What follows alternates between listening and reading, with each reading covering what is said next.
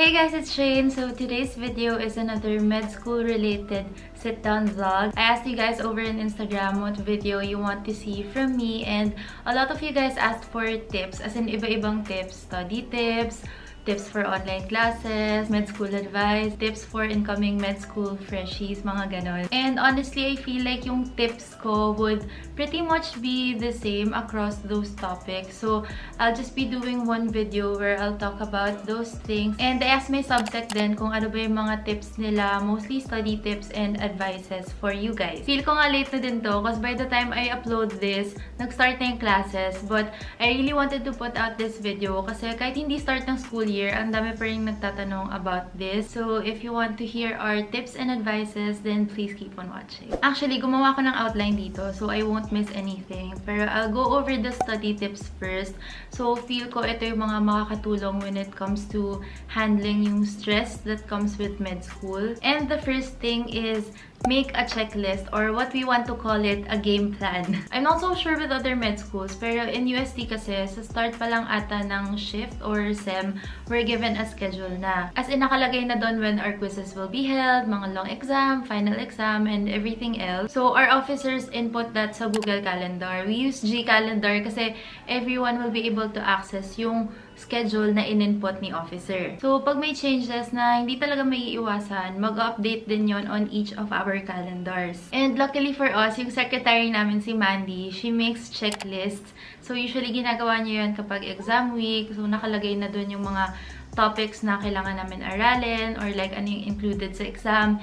And sometimes nakalagay din doon how many items of that topic will come out on the exam. Actually, I think I've said this on my channel multiple times na ako, si Q, and si Glee, gumagawa kami ng game plan before the weekend. I'll try to look for one of our game plans na lang and flash it here sa screen for your own reference. Pero ayun nga, basically, we plan the days kung anong topics or subjects yung aaralin namin. And very important, yung days na pwede kami mag-rest. Pero most of the time, walang day na nababakante na we can rest for the whole day, but at least we can kind of pace ourselves. So, kunwari on that specific day, less yung bulk, then maybe we can afford to take a nap before studying. So, ganun. Helpful talaga yan for you to be able to keep track of the things that you have to do. And I hope I was able to explain that properly.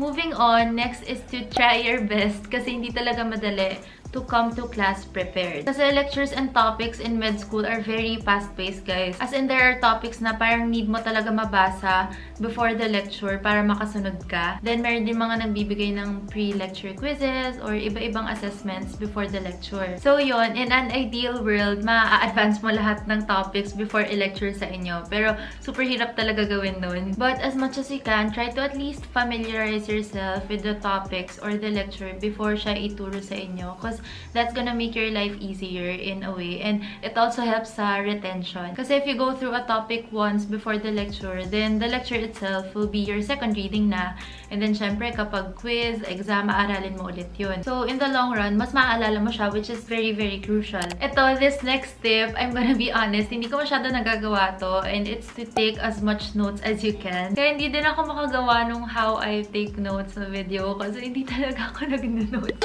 Pero yun, super true na helpful talaga when you take notes. Kasi, for one, may review material ka na agad. And then, syempre, when you write things down, most likely, maaalala mo yun. Next is Pomodoro. Guys, sobrang helpful nito, especially ngayong online class season. Actually, before, nung di pa nangyayari lahat ng to, hindi sobrang helpful sa akin yung Pomodoro in med school.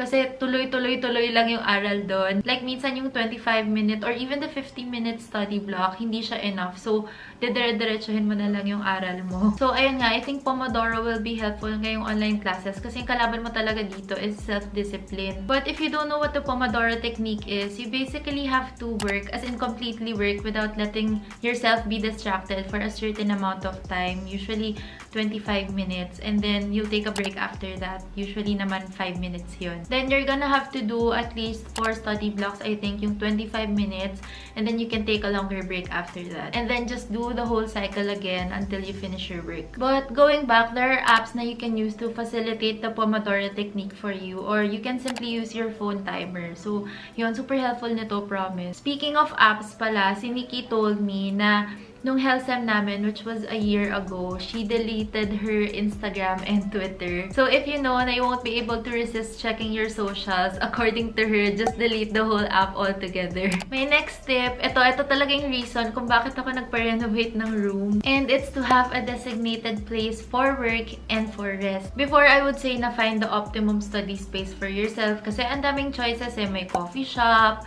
may library, may co-working space, as in ang daming options, pwedeng sa bahay ka lang. But since we're all stuck at home, the best thing you can do is to organize your desk in a way na magiging conducive siya for your learning. Pero you don't have to redo your room. That's not what I mean. What I'm trying to say is, for example, your bed.